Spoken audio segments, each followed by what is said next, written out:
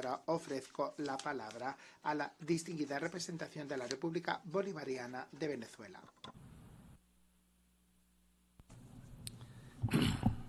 Señor presidente, nos unimos a la intervención formulada por Uganda en nombre del Movimiento de Países No Alineados.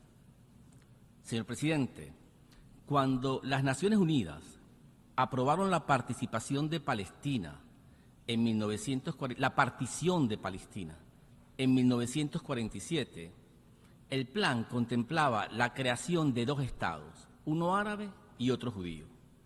El Estado de Israel fue creado en 1948, pero el Estado árabe para los palestinos no.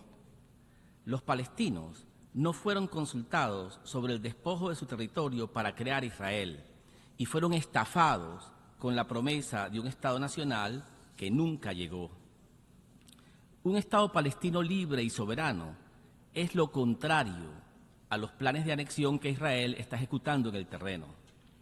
Por más de 75 años, Israel se ha negado a reconocer la existencia del pueblo palestino como una nación con derechos políticos y pretende tener derecho a veto a través de los Estados Unidos a la existencia del Estado palestino.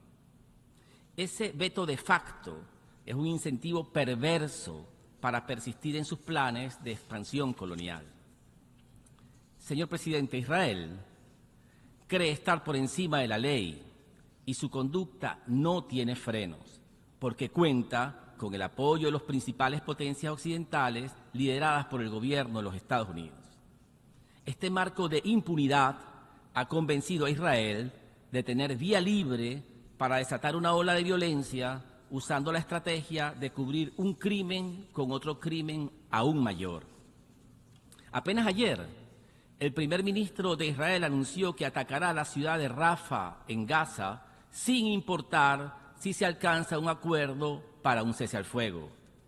Los líderes del régimen israelí no ocultan sus planes, están orgullosos de sus atrocidades, proclaman su intención de redoblar sus masacres. Su desprecio por el derecho internacional es claro cuando, en alianza con los Estados Unidos, Israel está ejecutando una campaña de coerción contra la Corte Penal Internacional para impedir que cumpla con su deber de investigar el genocidio que ocurre en Gaza. De allí que no podemos esperar ninguna acción de parte de Israel que corrija la situación actual. Israel es hoy el régimen más peligroso de la región porque su historia reciente lo ha convencido de que la guerra consolida su opresión sobre el pueblo palestino. Es la hora de decirle al mundo que un Estado criminal como Israel perdió su capacidad para impedir el reconocimiento de Palestina como miembro pleno de las Naciones Unidas. Señor presidente, por todo lo anterior, la República Bolivariana de Venezuela manifiesta su respaldo a los miembros del Consejo de Seguridad que votaron el 18 de abril pasado en favor del proyecto de resolución que recomienda a la Asamblea General la admisión de Palestina como un Estado miembro pleno de las Naciones Unidas. Es una demostración del derecho del pueblo palestino a la libertad, a la autodeterminación y a la independencia. Es un acto de descolonización para corregir una injusticia que nos debe avergonzar a todos. Lamentablemente, en una votación histórica, solo el veto de los Estados Unidos negó la aprobación de Palestina como Estado miembro con plenos derechos en las Naciones Unidas. Nunca se había votado el tema por la oposición de los mismos Estados Unidos. Queda claro ante el mundo que este es el país, el principal obstáculo para la liberación del pueblo palestino y la paz en el Medio Oriente. Señor presidente, Estados Unidos es el único país con poder real para controlar la conducta criminal de Israel, pues este último no puede por sí mismo superar su adicción a la guerra.